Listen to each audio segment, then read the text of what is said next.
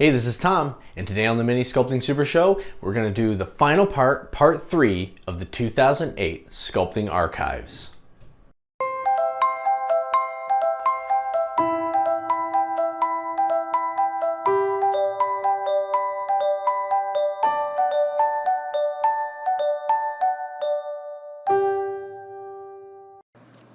I finally had the chance to work back in Reaper's Dark Heaven line again with this Dwarf Ranger miniature.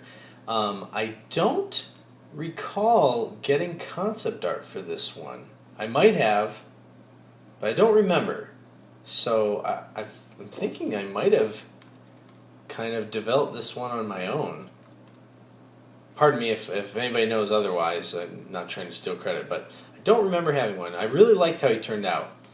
One of the reasons I think that I did this on my own was because there's kind of some tropes and details that I like to do. You know, I like because you've got the stitching on the boots there like that, and just some other elements that might have been on the sculpt or on the concept art, but I don't recall it. Anyways, but this was a really fun miniature to do. I think the crossbow, I was starting to kind of figure out good ways to do them and make them turn out well.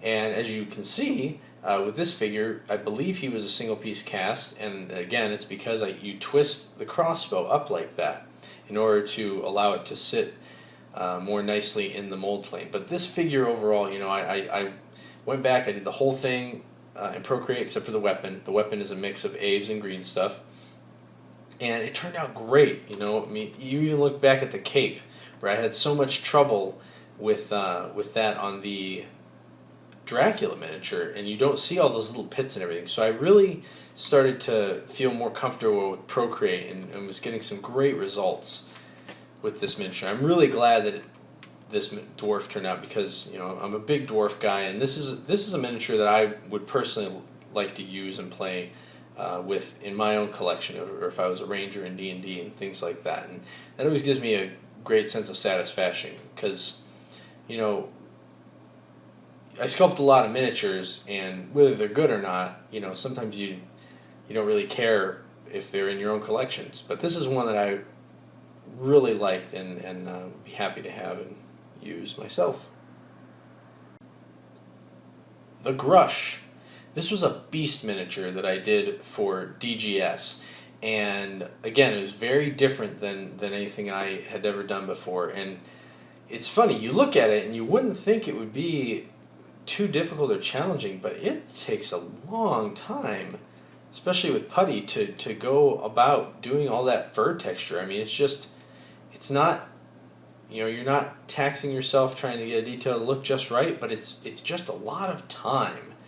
And then down his, you know, over his head and down his back, you have those really long spines. This was basically like I think like some sort of porcupine, badger, bear mix or something like that. And to get all that right, it just took a lot of time to make it look clean and well. And I think it turned out really well. As you can see, I did a little trick here where you build the armature and you scale down the concept art to the size you want the miniature to be, and that's a really great way to go about posing your figure to make sure that you've got everything positioned right and that it's the right size. Because when you're building an armature, it really can play with your perceptions of proportion because it's just a stick figure. So that's a kind of a key, crucial thing to do when you're not as used to the subject matter. Back in the fall of 2008, I was commissioned to do a final duo of sculpts for WizKids HeroClix line. And I was stoked about these ones because before I had sculpted a bunch of Marvel and DC characters that I had never heard of, but this time I got to do Clark Kent. Now he wasn't a superhero or anything, but everybody knows Clark Kent. I mean, that's awesome. And so I was very excited. So it was also fun to be able to sculpt something kind of mundane, but trying to capture certain elements that make the character iconic and stand out. You know, he's walking in his in his suit. He's got a paper or notepad or something in his hand, and of course his glasses, and he's peeking them down. He's thinking about running off and changing to Superman to save the day. The only thing that I'm not super crazy about is the hat. Now that was from the art director. They wanted that to be on him, and maybe it was a good choice because it helps him, makes him a little different than maybe just another guy in a suit. But hat looks a little strange on him. It's not quite fitted right potentially, but I don't know. Maybe it's okay. But I know why I popped it up the way I did is because I wanted to make sure you could see more of his hair and that little curl, just to have some more elements that really screamed that this was Clark Kent and he might be able to change into Superman. The second figure in this dual commission I got from WizKids was Bruce Wayne. So I got to do Clark Kent and Bruce Wayne. And I love how he turned out. He looks like a businessman, but again, I tried to sculpt him in a way that he looked like he wasn't just standing there. He looked like he could move. And so there was more about him than just being some businessman. And I ended up having to resculpt this guy's face. I did the first one, and I liked the first one, but not that it was bad or anything, but they just wanted a little bit more. I think the second one turned out fine as well. But it was interesting that I had to make the change. What does Bruce Wayne even look like? He's just kind of a plain-looking guy, really. He just needs a kind of a stern look about him. But the one thing that I remember about these commissions more than anything was that when I got the commission, I was told by the art director that they had a very tight budget, very limited amount of funds, and that they could only offer basically half my rate. And if I would be interested in doing it, would I do it? And I said yes. I said yes for two reasons. One, I was very excited to be doing these characters. And two, I didn't think they would take as long. And they didn't. They took a little less time, but they weren't drastically shorter than a regular HeroClix I would have done before. But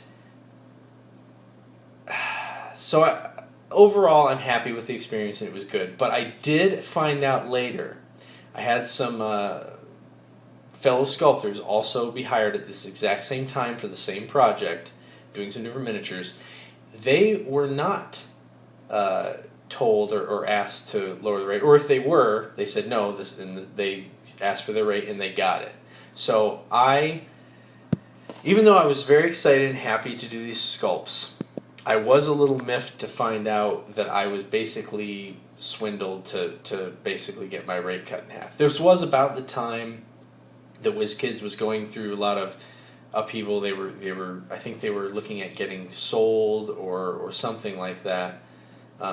It might not have happened at this point, but I know it was in the works. And so I think that might have been, there might have been some budget issues, but it was a little strange. So just a word of warning, it's okay to take less than your rate, but you need to take all those things into consideration. Make sure that it's still worth it to you. You should never do a job for less than it's worth to you. The Chronoscope Merc miniature was supposed to be kind of like a Punisher figure, their take on Punisher. That's a lot of Reaper miniatures. When you have so many different characters and things and themes you're putting out, you look for inspiration wherever you can find it. And so in this case, it was kind of their take on Punisher. I wasn't given specific concept art, just kind of general description, maybe a reference to a Punisher to kind of follow, so that, it wasn't all over the place. But I think it turned out pretty well. But I believe this was my very last complete green stuff sculpt. I remember at the time, I was mostly doing Procreate, but I remember at the time thinking that I still wanted to keep my ability with green stuff up. Even though it was putty, it felt different than Procreate, and I just didn't want to lose that. But man, I remember struggling through this, and the whole time thinking like, man, I'm not enjoying this. This is really tough, and I wish that I had done it in Procreate. And for the most part, I think it turned out pretty well. I think the unmasked head while in general it looks pretty good, it's very soft. And I actually had a buddy of mine independently pointed out to me that, he, after I'd done it, he thought he loved my sculpts and everything, but he had mentioned that this one, he's like, what went on there? I mean, the whole thing, it just seems a little like soft and not as crisp and cut as I normally did, and I'm not exactly sure why. I don't know if I was psychologically struggling with sculpting in Procreate and not enjoying, in green stuff and not enjoying it much, or what, but it must have had an impact, because I basically didn't do an entire green stuff sculpt ever since.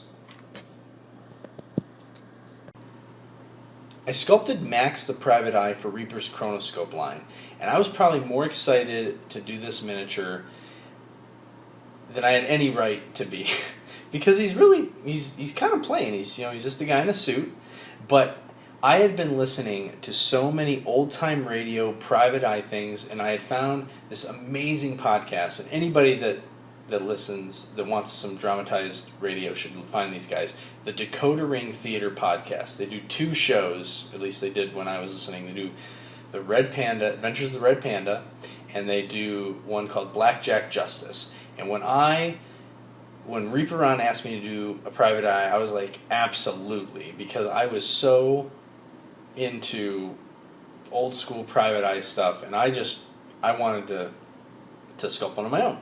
So here he is, Max. I think they gave him a full name on the Reaper websites, but I love how this guy came out. He's everything about him is so subtle. He's got a little cigar. You've got his gun poking out from under his jacket because he's got his hand in his pocket, and there's just a little flair to the coat. Just everything about it is so fun.